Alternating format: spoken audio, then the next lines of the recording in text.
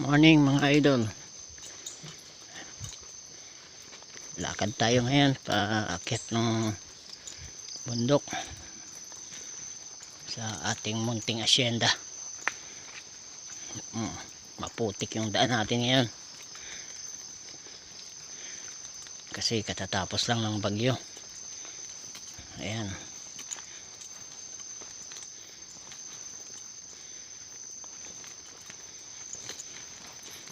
Ayan yung mga daan ng motor, oh. Dulas-dulas. Ayan. Madulas yung mga daan ng gulong ng motor. Ayan. Pero pilit pa rin nilang inaahon yung motor nila, yung mga taga rito. Sanay sila. Pero tayo, yung motor natin, iniwan natin doon sa labas. Pinarking muna natin doon. Kasi mahirap na. Baka umulan, napakadulas dito ang palabas. Ayan, madulas yung daanan. Pababa tayo ngayon. Ito, may dala pa tayo. Ayan.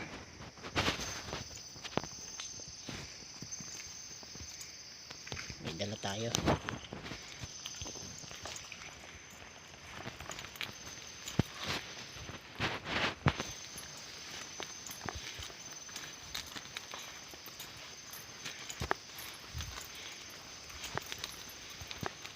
Maaga tayong umahon para hindi tayo pagpawisan sa paglalakad.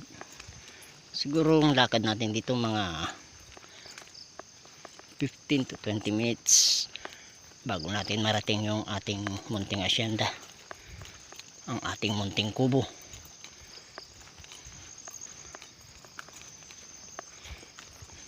Ayan, parating na tayo sa unang tulay.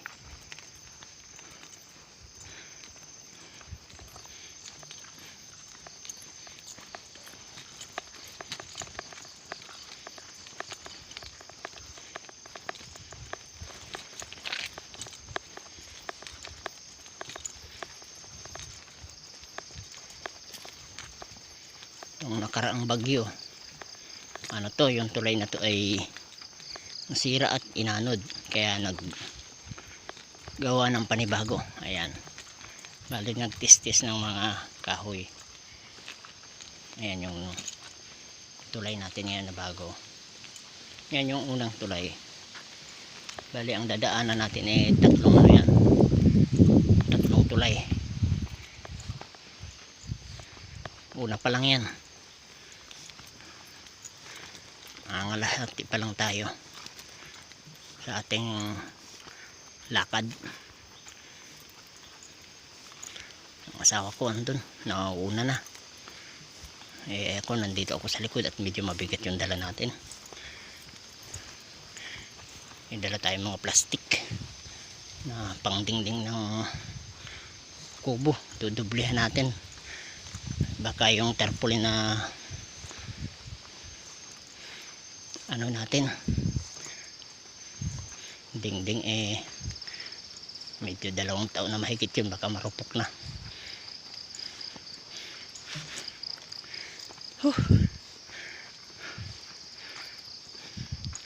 Ang hirap lang dito kapag paahon ka, pero kapag nakarating ka na dun sa lugar, napakasarap sa piling. Napakalamig. Kaya lang pag ganitong tag-ulan, medyo maputik yung ano natin, daanan na kalsada na lupa lang. Bali yung kalsada natin kasi dito, ano to, bayanihan lang. Nilanggal yung mga taod, pinantay yung lupa. Pagod maglakad.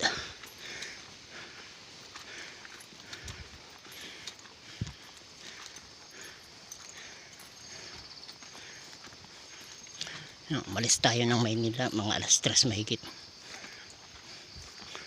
Ngayon lang tayo dito. Karating alas 6 na.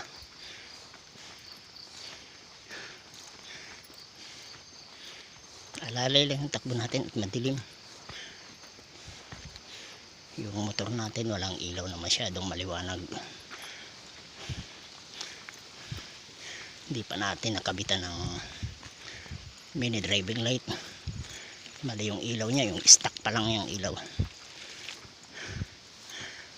Ahon na naman. Ito, pababa na naman tayo uli.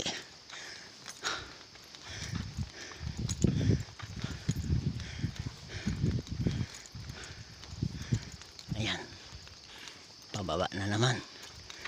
Pagdating niya doon sa dulo, may panibago tayong tulay. Yun yung tulay na pinag-aambagan natin.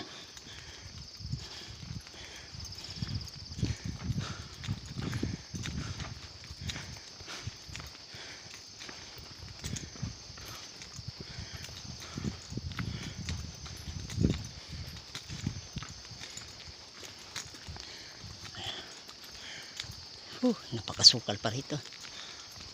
Kaya napakalamig pa rito. Ayan, madulas na naman pababa.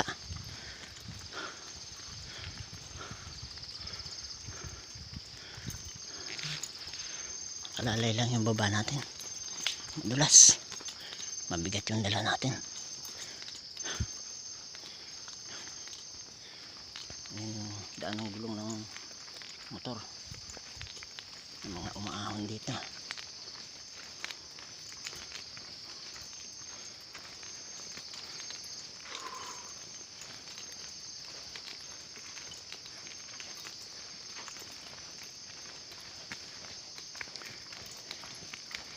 Malapit na tayo sa pangalawang tulay.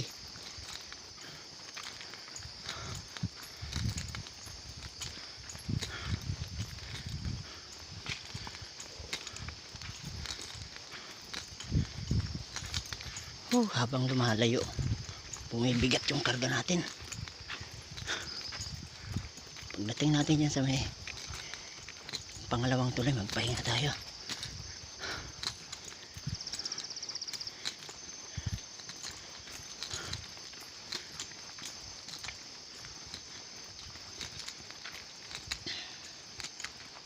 Ito yung daan namin, ahon dito sa aming munting asyenda. Dito sa Farmers Association. Little Farm Bill namin to. Ayan yung pangalawang tulay. Diyan sa baba. Ayan. Pagkatawid magpapahinga tayo doon sa taas. Patawid tayo dito sa tulay na to. Pagdating doon sa kabila sa taas, pahinga muna tayo at mabigat na yung dala natin. Parang bumabao na sa balikat na. Ayan yung pangalawang tulay natin. Bagong gawa lang din.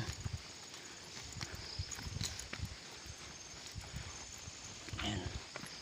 Bali ang kapal niyan 2.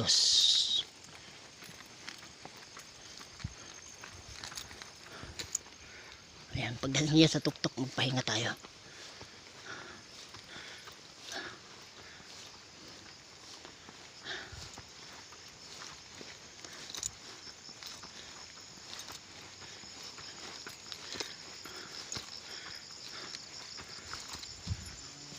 Dito na tayo sa Farmville. Malapit na yung ating kubo.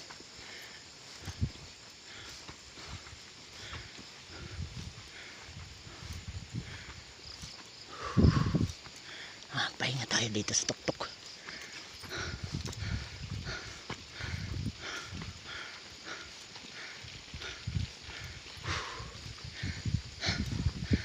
Pahinga. Mabigat yung dala.